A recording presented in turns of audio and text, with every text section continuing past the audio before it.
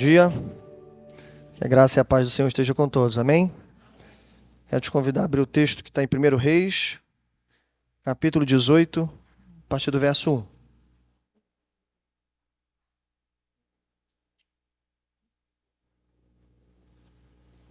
Uma alegria rever os irmãos nesse dia de domingo, dia do Senhor, que faz esse sol maravilhoso, um tempo agradável. E agradecemos a Deus por isso também. Nós vamos ler do verso 1 ao 16, tá bom?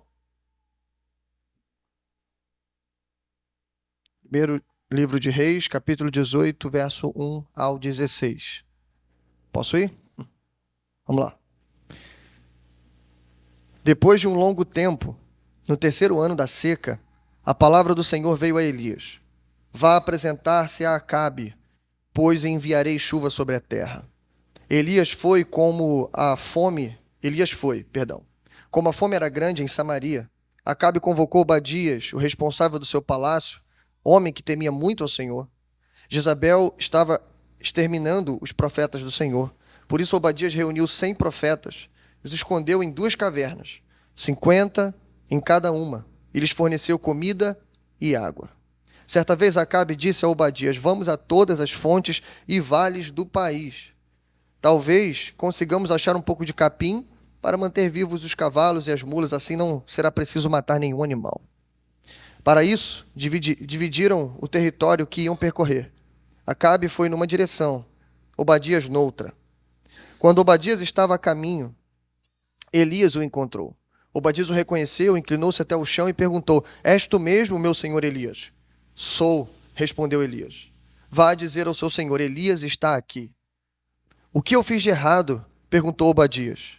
Para que entregues o teu servo a Acabe para ser morto? Juro pelo nome do Senhor, o teu Deus, que não há uma só nação ou reino aonde o rei, meu senhor, não enviou alguém para procurar por ti. E, sempre que uma nação ou reino afirmava que tu não estavas lá, ele os fazia jurar que não conseguiram encontrar-te. Mas agora me dizes para ir dizer ao meu senhor: Elias está aqui. Não sei para onde o Espírito do Senhor poderá levar-te quando eu te deixar. Se eu for dizer isso a Acabe e ele não te encontrar, ele me matará. E eu, que sou teu servo, tenho adorado o Senhor desde a minha juventude. Por acaso não ouviste, meu senhor, o que eu fiz enquanto Jezabel estava matando os profetas do Senhor? Escondi 100 dos profetas do Senhor em 2 cavernas, 50 em cada uma, e os abasteci de comida e água. E agora me dizes que vá dizer ao meu senhor: Elias está aqui, ele vai me matar. Disse Elias: juro pelo nome do Senhor dos Exércitos, a quem eu sirvo, que hoje eu me apresentarei a Acabe. Verso 16. Então Obadias dirigiu-se a Acabe, passou-lhe a informação, e Acabe foi ao encontro de Elias. Amém? Esse é o nosso texto. Vamos a Deus em oração mais uma vez. Pai nosso que estás nos céus, bendito e santificado, Senhor, é o teu nome. Graças te damos, Senhor, como já disse, pela manhã de sol, pela maravilhosa oportunidade de estarmos reunidos em tua presença, pelos louvores, os cânticos, pela presença calorosa, Senhor, dos nossos irmãos aqui. E obrigado também, Senhor, pela tua palavra, que foi lida e será exposta, Senhor, para nós. Que o Senhor tenha misericórdia de nós, desde o pregador até os ouvintes. Que o Senhor abra ouvidos e corações nessa manhã. Mas, por favor, que o Senhor fale a nós, Senhor. Tem misericórdia de nós. Como precisamos ouvir tua voz. Edifica a tua igreja e glorifica o teu nome. Essa é a nossa oração, em nome do teu Filho Jesus. Amém. Graças a Deus. Bom, o tema que vamos pensar essa manhã se chama Lições de um funcionário público no reino secular. Repetir. Lições de um funcionário público no reino secular. Antes de entrarmos, deixe-me introduzir esse tema. O século XVII, o século XVII foi um dos melhores séculos para a teologia cristã protestante. vários nomes importantes que temos até hoje, lemos, publicamos obras até os dias atuais, estão presos nesse século. Sobretudo, a criação da própria Igreja Batista em 1609 e vários teólogos batistas, reformados ou não, enfim, foi um século que produziu grandes homens de Deus. Há dois nomes aqui nesse século que eu queria trazer para a gente começar a nossa reflexão. Esses dois nomes são Joe Owen e John Bunyan. Dois nomes muito conhecidos, creio, da maioria dos irmãos. Bom, John Owen, por um lado, ele foi um erudito puritano. Ele é conhecido como príncipe dos teólogos até os dias atuais. Um grande erudito, embora ele fosse congregacional, talvez esse fosse o único defeito dele, brincadeiras, mas, por outro lado, John Bunyan era um batista, né? Um batista reformado. Todo mundo sabe, John Bunyan é aquele grande autor das obras O Peregrino, A Peregrino e etc. Né? O que talvez muitos não saibam é que esses dois grandes homens que impactaram nossa história, e como eu disse, continuam ainda a nos falar até os dias atuais, eles eram grandes amigos. Eu diria uma amizade improvável. Porque, como eu disse, Owen era um erudito. Ele era doutor em teologia, com vários cursos, várias faculdades, e chegou, inclusive, a ser vice-reitor de Oxford. Mais que isso, Owen foi o principal pregador na época do rei Charles II, na Inglaterra. Então, era um homem imponente. Enquanto Bunyan era um latoeiro de profissão. Né? Para quem não sabe, latoeiro é aquele cara que faz esculturas ou ferramentas de latão. Então, ele era conhecido como isso. Um pastor latoeiro. Pastor de uma igreja local que foi perseguido por pregar o evangelho de forma aberta, de forma que contrariava a igreja da Inglaterra, a igreja anglicana. Ele ficou preso um pouco mais de 10 anos, tempo esse que ele produziu as obras O Peregrino. Então, bom, temos aqui uma grande amizade.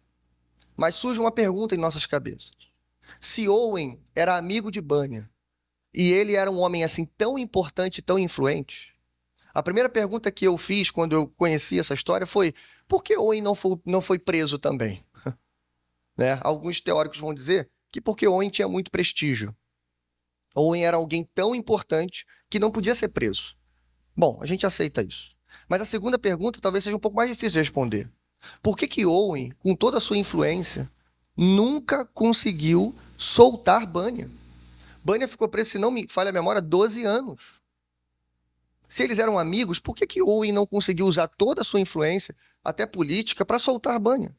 Bom, essa história nós conhecemos. Na verdade, Owen usou a sua influência. Owen lutou por pelo menos 10 anos para que Bunyan fosse solto. Só que ele nunca conseguiu. Isso foi um motivo de frustração na vida de Owen, inclusive. Porque o amigo dele, ele estava solto, pregando, escrevendo, enquanto seu amigo estava preso. Abre um parênteses aqui, já que estamos estudando sobre providência. Aqui, irmãos, é uma lição que o grande John Owen precisava entender. Né? O fato de Bunyan estar preso era uma obra da providência de Deus. Porque Bunyan só escreve O Peregrino depois de passar pelo menos 10 anos preso. Então, naquele tempo, Deus quis comunicar aquela obra a Bunyan. Uma obra que impactaria a vida de muitas outras pessoas. Bom, há um episódio em que o rei Charles II, inclusive, perguntou para Owen: por que é que você se preocupa tanto com aquele pregador latoeiro? Ipsis litteris, foi isso que Charles disse. Olha o que Owen responde: Sua Majestade, se eu possuísse as habilidades do latoeiro para a pregação, eu ficaria feliz em renunciar a todo o meu conhecimento. Então veja, irmãos, uma amizade profunda, mas também uma amizade improvável. O que nós queremos com isso? Bom, nós queremos dizer que no mesmo século, na mesma época, em lugares diferentes, um dentro do palácio, outro fora do palácio, um solto, outro preso, um era doutor, o outro era praticamente um pregador leigo. Para quem não sabe, Bunyan estudou talvez ali o que chamariam na época de a 4ª série do seu ensino. Bom, o que nós queremos com isso? Nós queremos começar dizendo que Deus chamou pessoas diferentes, em diferentes lugares, em diferentes posições, para fazer o seu reino avançar. E o que vamos aprender hoje é exatamente isso. Deus chama diferentes pessoas em diferentes lugares, de diferentes posições, para o avanço do reino. Alguns estão dentro do palácio, outros fora dele. Alguns pregam de forma barulhenta, outros de forma silenciosa. Mas todos nós deveremos temer a Deus e honrar o rei. Bom, é isso que vamos ver a partir da história, ou do encontro, de Elias com esse homem chamado Obadias. Dividimos o texto em duas partes, bem rápidas. Obadias, servo de Acabe, Obadias, servo de Elias. E aí, no final, faremos algumas reflexões. Então, me acompanhe dos versos 1 ao 6. Obadias, servo de Acabe. Primeiro verso. Depois de um longo tempo, no terceiro ano da seca, a palavra do Senhor veio a Elias. Vá apresentar-se a Acabe, pois enviarei chuva sobre a terra. Aqui, irmãos, permita-me abrir um parêntese do que temos visto até aqui, já a introdução da história de Elias. E a história de Elias é aberta com poder, com manifestação do poder de Deus. De uma forma tão impressionante que pastor David aqui fez um grande esforço para mostrar para nós que, apesar de todo esse poder, Elias era um homem como nós, sujeito às mesmas fraquezas que nós. Mas o que temos que reconhecer é que Elias era um homem de oração. E isso talvez ele esteja em vantagem em relação a nós. Bom, quando olhamos para o capítulo 17, nós vemos, por exemplo, Elias dizer assim, olha, segundo a minha palavra, não vai chover. Bom, isso é um prato cheio para algumas pessoas dizerem assim, tá vendo? Existe o famoso determinar. Você, de acordo com a tua fé, se você determinar alguma coisa em seu coração, Deus vai fazer. Não, irmãos. Deus vai fazer todas as coisas de acordo com o conselho da sua vontade. Nós cremos e confiamos, aprendemos o caminho da sua vontade, oramos, e então Deus realiza essas coisas. Quando abrimos o capítulo 18, nós já temos essa primeira informação, que é uma espécie de resposta para o nosso coração. Será que Elias era tão poderoso assim que ele agia de acordo com a sua própria vontade? Não, irmãos. O capítulo 18 está dizendo claramente, Deus disse para Elias, ei, sai daí, agora vai lá falar com Acabe. O que a gente aprende aqui? Que Elias está sendo conduzido por Deus em todos os seus passos. Embora algumas vezes a Bíblia não dê conta de nos dizer, até porque a Bíblia não vai dizer todas as vezes, mas veja, irmãos, nós podemos inferir tranquilamente que Elias é um homem obediente à palavra e à vontade de Deus. Bom, o nosso contexto, ele não poderia ser pior do que esse. 3 anos se passaram. 3 anos, irmãos, de juízo de Deus em Israel. 3 anos de fome. A gente só pode imaginar o que estava acontecendo. A comida era escassa, a água mais ainda. Com isso, os primeiros a sofrerem eram os animais. Provavelmente muitos animais foram sacrificados nesse período, ao ponto de o nosso texto dizer que o próprio rei Acabe, veja, um homem duro, cruel, como a gente já tem visto, convoca Obadias para os dois juntos procurarem comida. Veja, irmãos, a que ponto nós chegamos? Um rei que tinha o poder de mandar todo mundo fazer o que ele queria fazer, o que ele quisesse que fosse feito, dizer assim para um funcionário, olha, nós dois vamos procurar comida. O desespero estava tão grande que o rei desceu do trono para caçar comida, irmãos. E veja, para os animais. Como eu disse, eram os primeiros que estavam sofrendo. Só que a informação mais triste que temos nesse texto não é a fome que já dura 3 anos. Não é a escassez de comida, não é a morte dos animais. É o endurecimento do coração de Acabe e do povo de Deus. Irmãos, não há nenhum sinal de arrependimento no meio do povo. Lembra? Baal, a quem eles serviam, era o Deus da fertilidade, o Deus da colheita, o Deus das chuvas. E cadê Baal? 3 anos. Eles insistiam, provavelmente faziam sacrifícios, oravam, pediam, e nada. Nenhum sinal de arrependimento, pelo menos até aqui. Bom, é nesse contexto que aparece essa figura que vamos ver hoje.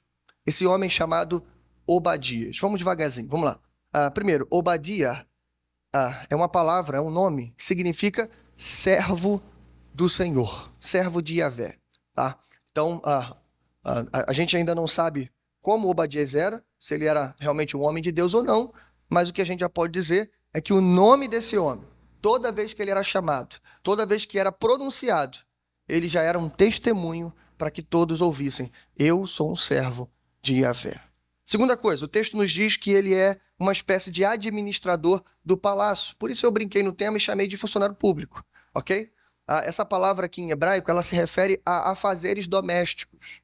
Então, Obadias, ele era o administrador do palácio, não no contexto de política, por exemplo, mas no contexto de tudo concernente às coisas do palácio. Talvez a mobília, talvez a alimentação, talvez o cuidado das crianças, enfim, ele era uma espécie de mordomo aqui. O mordomo, chefe do palácio, um cargo importante, mas destinado aos negócios domésticos. Por isso que quando Acabe decide buscar comida, é Obadias que ele chama. Bom, terceira coisa, há um verso aqui que já começa, talvez, a acender uma lâmpada para nós, dizendo: e ele temia muito ao Senhor. A gente precisa guardar essa informação, porque essa informação ainda não consegue convencer alguns teólogos.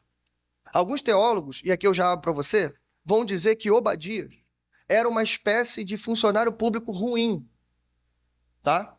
Ele era um funcionário público que servia no pior dos reinos, ao pior do rei do norte, tá? E alguns vão dizer assim, se ele realmente fosse temente a Deus, ele no mínimo teria sido demitido a essa altura, né?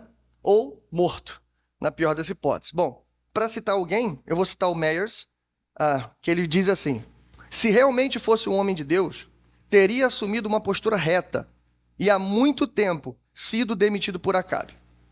Apesar de ser um bom homem, evidentemente, faltavam-lhe força moral, coragem, vida vigorosa e caráter. Por enquanto, a gente coloca uma pergunta aqui. Será? Será que é isso? Vamos ver. Bom, o verso 4, ele é uma espécie de aposto no nosso texto. É uma informação que, se ela não tivesse aqui nesse momento, não faria falta.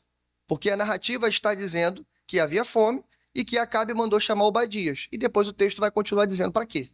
No meio dessa narrativa, há esse parêntese aqui, né? Esse aposto, dizendo para a gente uma espécie de currículo espiritual de Obadias.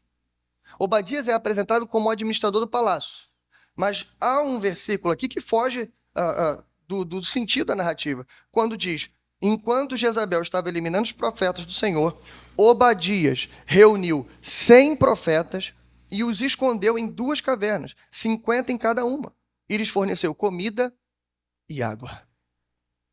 Eu estou muito ansioso para dar resposta. É difícil segurar isso aqui. Porque, irmãos, o teólogo disse que faltou força, faltou coragem para ele. Irmãos, que coragem seria necessário para esconder 100 profetas de Jezabel, você trabalhando dentro do palácio, durante os 3 anos de escassez? Você não só escondeu os homens nas cavernas, você os alimentou com comida e água. Talvez todos os dias, ou de 2 em 2 dias, ele ia lá levar alimentação para esses homens. Bom, isso deve acender outra lâmpada para nós. Os versos seguintes mostram como que Acabe convoca Obadias, como eu disse, para andar por todo o país e procurar capim, alimento, primeiro para os animais, quem sabe para os homens. Bom, o que a gente pode dizer inicialmente é que Obadias é convocado e Obadias vai. Obadias parece, até o momento, no próximo bloco de texto, você vai ver Obadias se referindo a Acabe como seu senhor. Então, o que a gente pode dizer até o presente momento é que Obadias era um funcionário público, mas era um ótimo funcionário público. O que a gente pode dizer até o momento é que ele era um homem de valor, considerado pelo seu chefe, né? E que o seu chefe depositava confiança nele. Isso a gente pode dizer. Ele era um excelente servo, era um excelente funcionário. Bom, segundo lugar, Obadias, servo de Elias, dos versos 7 ao 16. Aí, quando eles saem para procurar comida, o grande encontro acontece. No meio do caminho, na direção de Obadias, Elias se aproxima. O texto diz que quando Obadias olha para Elias, ele se curva no chão, ainda meio que com dúvida, e pergunta: és tu mesmo, meu senhor, Elias? Ao que Elias responde: sim, sou eu. E ali, depois desse grande encontro, Elias já corre e já faz o pedido a ele. Isso, obviamente, foi obra da providência. Deus mandou Elias se apresentar a Acabe. No meio do caminho, Elias encontra Obadias, obra da providência.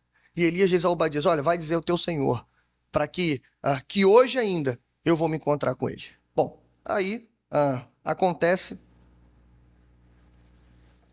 o que confunde a cabeça de muitos teólogos. De fato, a gente é colocado em suspensão aqui. Por quê? Porque Obadias, irmãos, ele vai falar a maior parte do texto. E a maior parte do texto, quando ele fala, ele realmente parece um servo covarde. Ele está preocupado com a sua vida, com a sua preservação. Por quê? Porque ele mesmo vai dizer, olha, meu senhor, Acabe está te procurando em todos os reinos. E quando ele vai em outro reino perguntar pelo Senhor, ele faz uma investigação tremenda. Ele faz todo mundo jurar que não conseguiram te apanhar. Enfim, imagina a pressão que ele colocava. Imagina quantas pessoas ele já não tinha matado só para tentar encontrar Elias. Alguns que estavam acobertando Elias. Obadias sabia de tudo isso. Obadias, grava isso, sabia a que tipo de chefe ele servia. Ele sabia que era um homem mau e que se ele pisasse fora do eixo, ele também morreria. E ele está preocupado com isso. Há um verso aqui, verso 12, que Obadias deixa transparecer, por causa do seu medo, algum problema na confiança da soberania de Deus. Veja o que ele diz. Não sei para onde o Espírito do Senhor poderá levar-te, quando eu te deixar. Se eu for dizer a Acabe e ele não te encontrar, ele me matará. O que Obadias está dizendo aqui? Obadias está dizendo assim, olha, se eu for lá e falar para Acabe que você quer encontrar, aí vamos supor que o Espírito pega o Senhor e leva o Senhor para outro lugar. Como se o Espírito do Senhor não fosse o mesmo que mandou Elias se apresentar a Acabe. Entende? O medo aqui fez com que Obadias se esquecesse de que o Senhor, ele não age como o homem acha que age. De que o Senhor tem tudo já planejado em suas mãos. E que o mesmo Deus que mandou ele se apresentar também faria com que Acabe encontrasse Elias. Bom, o que a gente pode dizer é que Obadias está visivelmente com medo. Bom, final do verso 12 e 13, o próprio Obadias, para se justificar, ele lembra de novo a Elias. Né? Elias ainda não tinha escutado, nós já. Né? E ele fala assim, tenho adorado o Senhor desde a minha juventude. Aqui a gente tem uma boa informação, irmão. Porque, veja, tenho adorado desde a minha juventude, nos dá a ciência de que, mesmo depois dessa sequência de reis maus, inclusive Acabe chegando no trono, a gente pode entender de que Obadias ainda era um homem fiel a Deus. Porque eu adoro desde a minha juventude. Acabe não mudou a minha adoração. Eu não me converti ao baalismo. Eu continuo adorando Yahvé. Embora, talvez, de uma forma um pouco mais prejudicada. Bom, até aqui nós entendemos isso. Mas no verso 14, ou melhor, verso 13, ele mostra de novo o que ele fez. Por acaso o Senhor não ouviu o que eu fiz? E ele repete de novo aquela informação que nós já temos. Dizendo, olha, eu escondi 100 profetas, dando água de Jezabel, e etc, etc. Bom, Elias responde para ele, olha, juro pelo nome do Senhor, a quem eu sirvo, que hoje me apresentarei a Acabe. Bom, Elias firma a cadência, vira para ele e diz assim, rapaz, eu estou dizendo, Deus mandou eu vir. Então, vai lá e fala com Acabe. Elias escuta o currículo espiritual de Obadias, ele mantém o pedido, e aqui, para nossa surpresa, Obadias talvez supera o medo, né?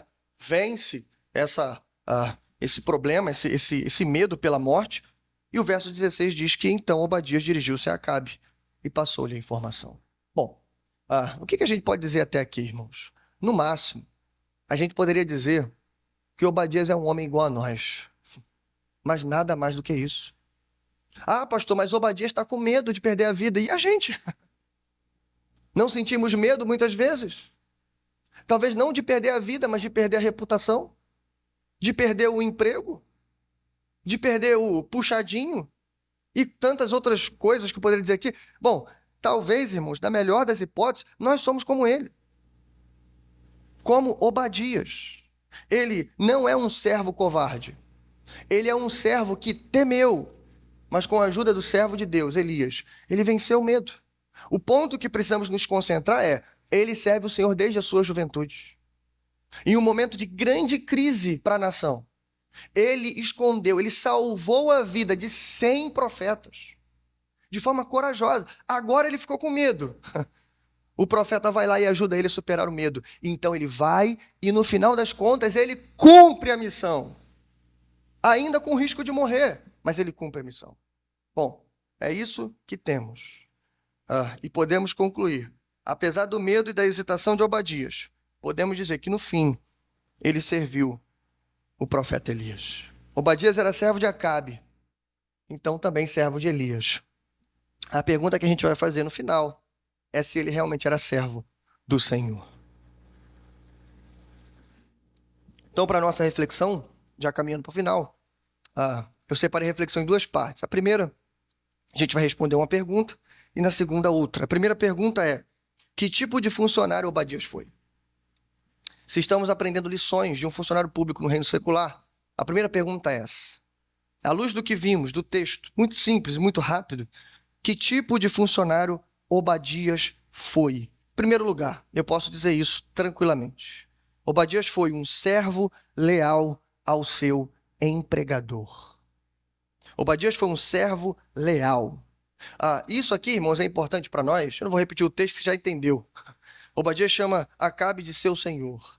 Quando fica claro no texto de que quando Acabe chama Obadias, Obadias está ali. Vamos caminhar junto para procurar capim. Obadias vai procurar capim. Obadias é aquele servo leal, que quando o Senhor chama, ele obedece. Quando o Senhor manda, ele faz. Até às vezes para fazer coisa além da sua função, da sua vocação. Talvez não era a vocação de Obadias sair para procurar capim. Ele era o mordomo, chefe do palácio. Mas se Acabe chama, ele vai. Ok? Então a gente pode dizer, ele era um servo leal. E é importante a gente começar aqui, porque é aqui que começa o nosso testemunho. Não é dizendo que somos servos leais de Deus. É dizermos que, porque somos servos de Deus, servimos aos homens. Como devemos fazer? Porque se dissermos que servimos a Deus, mas não somos servos leais de nossos chefes e patrões, então o nosso testemunho está prejudicado. Ninguém nos ouvirá. Ninguém vai nos respeitar.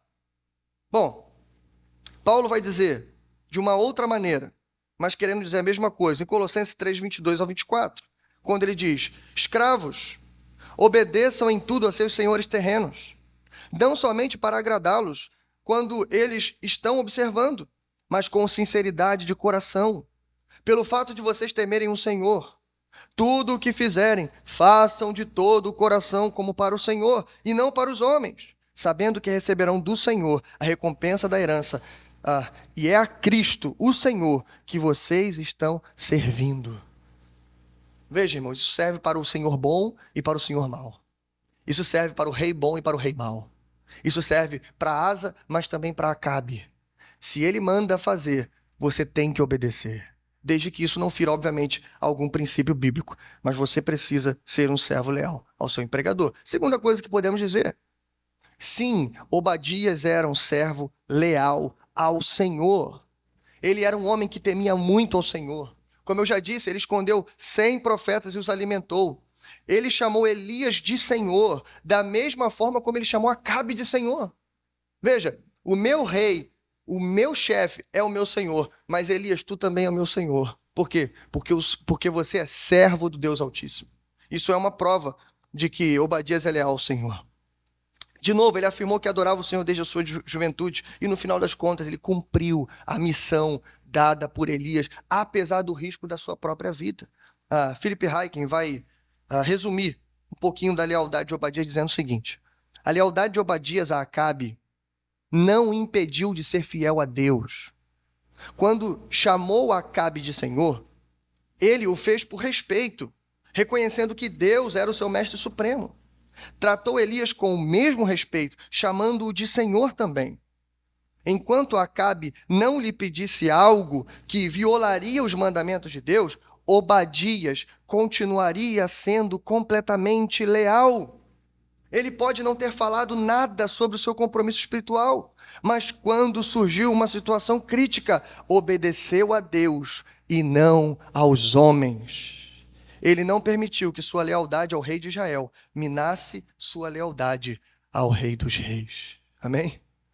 Esse é Obadias, irmãos. Veja, lembra que eu disse no início? Alguns pregam de forma barulhenta, outros de forma silenciosa. Talvez Obadias não teve oportunidade de fazer um grande sermão dentro do palácio, Mas quando a coisa apertou, Obadias foi fiel a Deus. E veja, aqui eu preciso abrir um parênteses para você, se é que você não entendeu ainda. Quando Obadias salva 100 profetas, Obadias está descumprindo uma ordem. Então, como é que eu posso chamar de Obadias de um homem leal ao seu empregador, se ele descumpriu uma ordem clara da rainha Jezabel, de perseguição aos profetas? Por causa disso que Hiking nos avisou. Quando chegou o momento em que ou ele era fiel a Deus ou ele era fiel ao rei, Obadias não teve dúvida. Ele disse, eu serei fiel ao rei dos reis. E então ele salva os profetas. Bom, para a gente encerrar então, que lições a vida de Obadias nos ensina, tendo em vista que todos nós, de alguma maneira, servimos ao reino secular, ou servimos no reino secular, né? Com exceção dos ministros de tempo integral, que não é o meu caso, mas todos nós.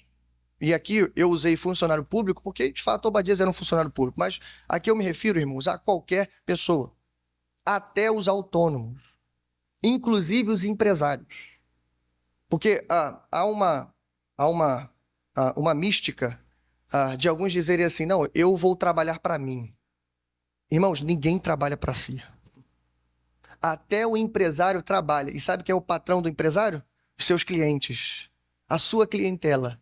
Ele precisa agradar aquele público, ele precisa servir aquele público. Ou seja, todos nós trabalhamos para alguém estando no reino secular. Todos nós, sem exceção. Bom, então temos 3 lições bem rápidas aqui para aprendermos.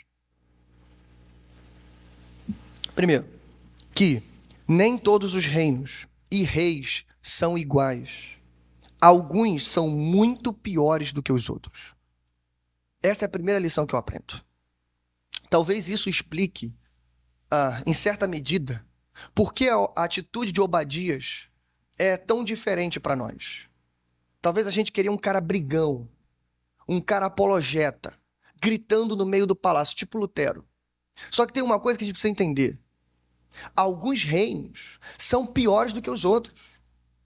Lembra que eu disse? Independente do contexto, independente do tipo de pessoa que você seja, Deus vai te usar. Só que a gente precisa começar reconhecendo que tem contextos que são piores que os outros. Alguns contextos vão ser mais difíceis. Por exemplo, existe diferença nesse período em você servir no sul e servir no norte. Imagina você ser mordomo-chefe do palácio lá no sul. Sabe quem você estaria servindo aqui? O rei Asa. Então existe diferença entre servir Asa e servir Acabe. Claro que existe. Com todos os erros que Asa cometeu, e os reis do sul que viriam depois dele, e vão cometer erros também, mas de uma certa maneira eles ainda tentavam servir ao Deus de Israel, enquanto que Acabe servia a outros deuses. Era uma nação sem Deus. Bom, então há diferença. Existem reinos piores do que os outros e reis mais cruéis do que os outros.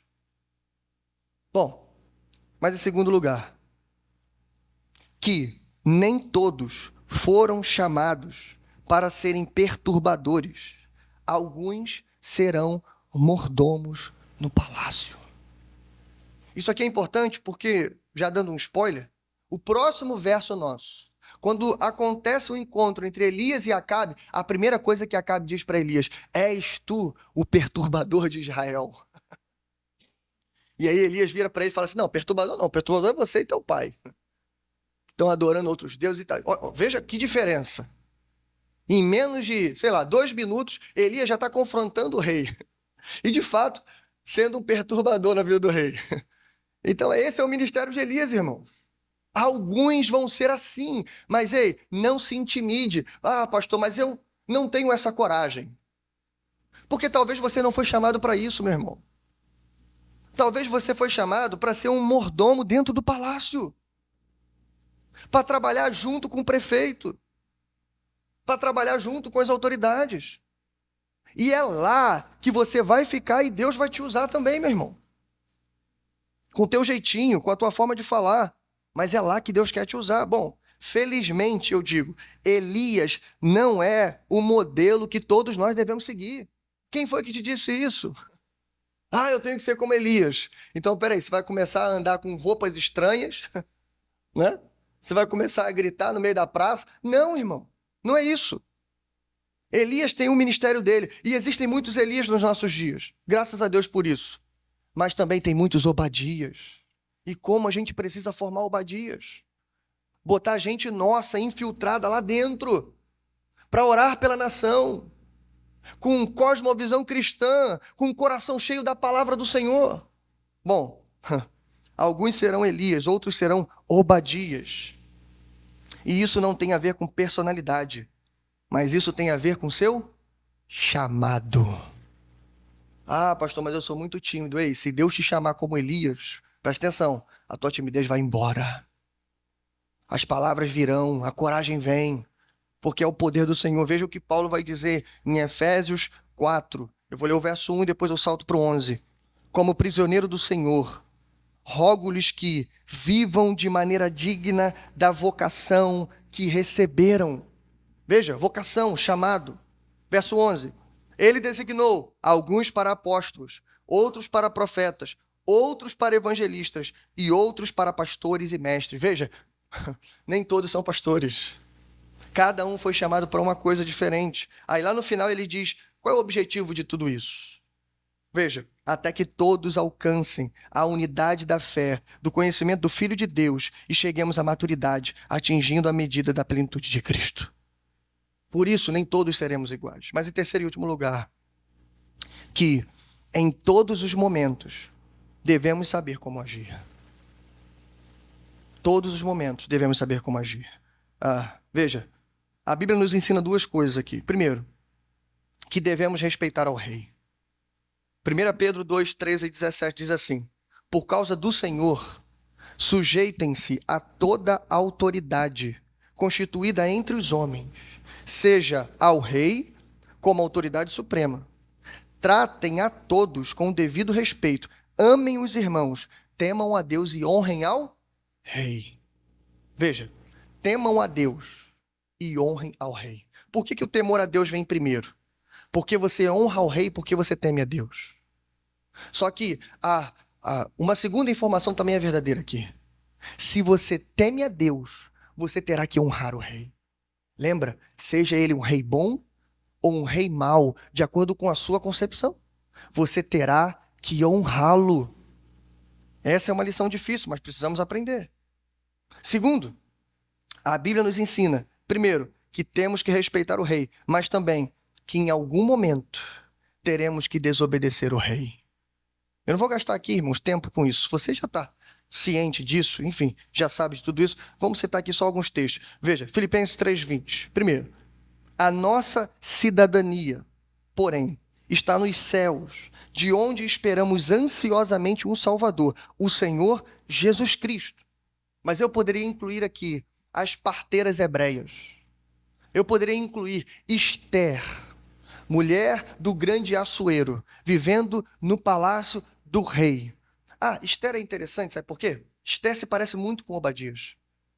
Não sei se você sabe, mas até a metade do livro de Esther, Esther não é um bom exemplo para nós. Não sei se você sabe disso, tá? Um dia nós vamos expor Esther aqui. A gente lê, mas não entende o texto, ou melhor, entende de uma forma muito comum.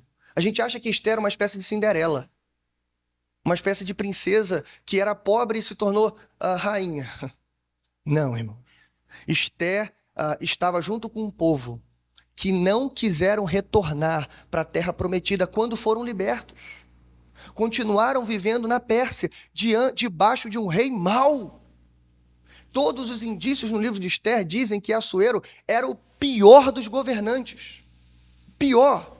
Um rei cruel que tomava decisões ruins. Mas eles ainda assim escolheram ficar lá.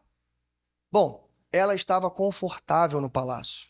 Ela estava bem, digamos assim, subindo de cargo, tudo dando certo, até que começa uma confusão entre Ramã e o seu tio. E aí Ramã começa a perseguir o povo de Deus. Aí naquele momento, ela fala, Mardoqueu diz para ela assim, olha, vai lá e nos representa diante do rei. E ela diz, eu não posso chegar diante do rei. Não é assim, eu não tenho permissão. Se eu chegar lá, eu corro risco de morrer. Veja, a mesma história. Aí Mardoqueu diz só uma frase para ela que convence e muda o pensamento dela. Ei, você já se perguntou que talvez é exatamente por causa disso que você está dentro do palácio? Ou que você foi colocado aí? Embora o nome de Deus não apareça, irmãos, a gente crê, isso é obra da providência. Naquele momento, Esther fala assim: então manda o povo jejuar por mim. Manda o povo não comer, não beber e orar para que eu tenha um bom encontro com o rei. Veja, ela sai da posição de conforto e ela vai, então, confrontar o rei. O que eu estou querendo dizer com isso aqui? Para a gente caminhar para o final. Voltando e relembrando as 3 lições que aprendemos. Veja, primeiro, alguns reinos são piores do que os outros. Nem todos nós somos iguais. Alguns são barulhentos, outros silenciosos. Alguns estão dentro do palácio, outros fora. Mas, como vimos em último lugar, em todos os momentos, devemos saber como agir. O que eu quero dizer com isso? Isso aqui é muito interessante. Veja, existe um ponto de contato entre Elias, na verdade tem 2 pontos de contato, entre Elias e Obadias. E aqui eu estou falando de todos os Elias e todos os Obadias do nosso tempo também. Olha só, olha que interessante. O primeiro ponto de contato é o medo. O que eu quero dizer? Os Elias da nossa geração não viverão sem medo durante toda a sua vida. Em algum momento, o Elias vai fraquejar. Por quê? Porque ele é um homem como nós. Basta você continuar a leitura do nosso texto. E você vai ver que depois de uma vitória esmagadora, de uma prova inconteste da soberania de Deus, onde centenas de profetas serão derrotados, numa manifestação clara do poder de Deus, derrotando Baal no campo de batalha, Elias vai sair correndo com medo de Jezabel. Veja que curioso, Elias encara Acabe, mas quando Jezabel persegue ele, ele foge. Mais que isso, ele está triste, desanimado, talvez uma espécie de depressão espiritual, pedindo até pela morte. Ei, é um homem fraco, como nós.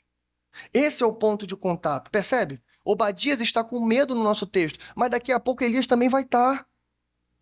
Até que Deus envie um homem de Deus, ou no caso de Elias, um próprio anjo, para confortá-lo, para reanimá-lo e colocá-lo no caminho de volta. Esse é o primeiro ponto de contato. Ei, mas tem o segundo. Preste atenção nisso. Ah, pastor, eu sou Obadias. Então eu vou ficar quietinho no meu cantinho. Isso aí, faça isso, fique quietinho no seu cantinho. Seja um ótimo funcionário. Seja leal ao seu empregador. Se ele mandar fazer, faça. Até que isso fira os seus princípios. Porque em algum momento a bifurcação vai aparecer. Os Obadias encontram Elias, sabe quando? Quando Jezabel fala assim: eu vou matar todos os profetas de Israel. Lembra? Da mesma forma que Elias está desobedecendo a ordem civil, nesse momento, Obadias também desobedeceu. Então, Obadias e Elias se encontram. De maneira diferente. Mas veja, por causa dessa situação, ele precisa escolher a qual reino eu pertenço. Qual é o meu primeiro senhor? Eu honro o rei por causa do rei dos reis. Então, se o que o rei me pede fere o que diz o rei dos reis, então eu preciso discordar. Então eu preciso ir à luta. E aquele Obadiazinho fraco, tímido, às vezes até com um pouquinho de medo, a graça de Deus vai te ajudar a superar esse medo. E você vai conseguir vencer os Acabes da nossa geração. Eu encerro com a frase do grande teólogo reformado escocês, também do século XVII, Samuel Rutherford, um grande político também de sua época. Para quem não sabe, ele é o grande pai, considerado um dos pioneiros da liberdade de consciência e liberdade religiosa. Pesquise depois, Samuel Rutherford.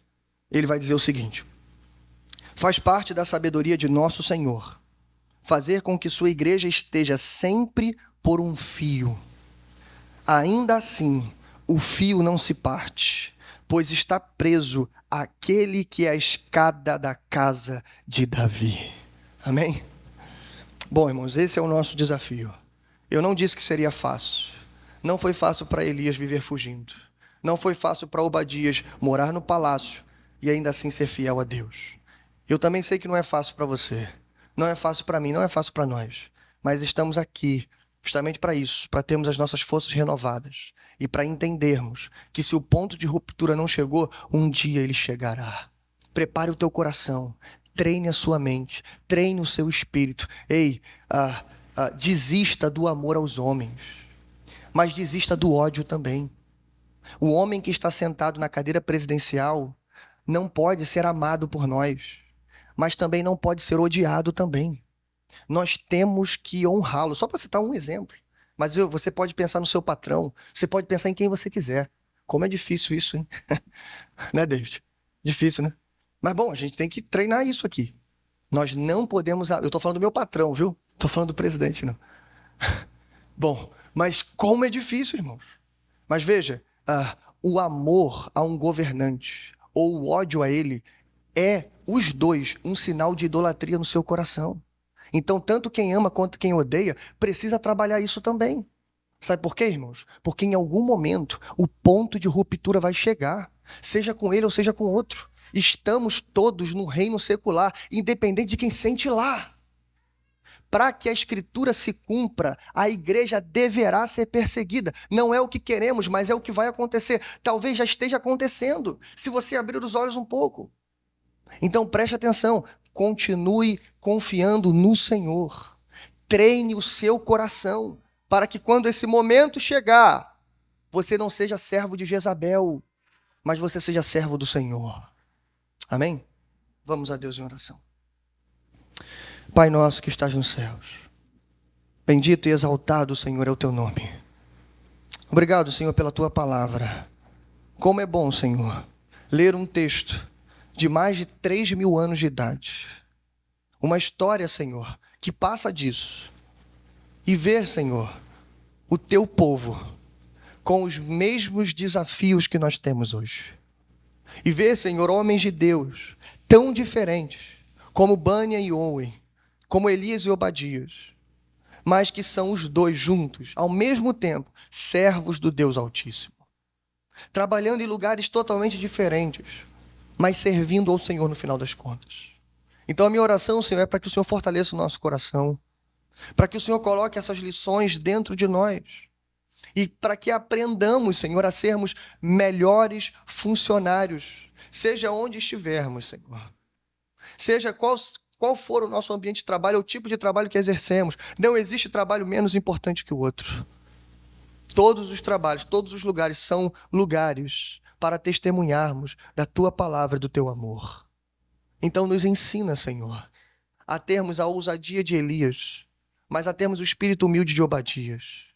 E no final das contas, Senhor, a termos a coragem espiritual gerada pela tua graça, para quando o ponto de ruptura chegar, que tenhamos a coragem, Senhor, que Esther teve no momento certo, a coragem que Mardoqueu teve, a coragem que Pedro teve, quando ele disse, importa servir a Deus, agradar a Deus, do que aos homens.